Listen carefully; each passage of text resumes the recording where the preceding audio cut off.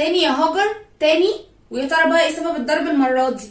ما كوتلوش هدومه، ولا نسيتي الفنجان على الرخامه ما غسلتوش، ولا اخرتي الاكل ربع ساعه؟ ايه تاني؟ عشان مش لاقي فردة الشراب. السلام عليكم ورحمة الله وبركاته. في الفترة الأخيرة انتشر ضرب الزوج للزوجة بدون سبب. تعرفوا ان اصلا ضرب الزوج للزوجة بدون سبب يعتبر من الكبائر؟ ديننا دين معاملة ودين يسر، ما ينفعش المعاملة تبقى بالإهانة والضرب والشتايم وكل الحاجات دي، ما ينفعش. ولما ربنا سبحانه وتعالى شرع الضرب للزوجة برضو ما كانش من الباب للطاق ولا كان من غير سبب، ده كان على مراحل. أول مرحلة هي النصح والإرشاد، ما استجابتش لكده يبقى الهجر، ما استجابتش يبقى الضرب. وبرضو لا ضرب مبرح، ليها شروط، ما تتضربش جامد.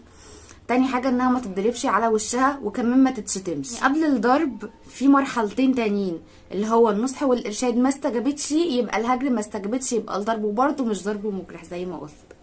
والضرب مش للمشاكل التافهه، انك مش لاقي فردة الشراب، ولا هي ما عملتش كذا وما سوتش كذا، لا خالص. يبقى مشكله كبيره انها تستاهل حتى ان هي تضرب، وبرضو مش مبرح.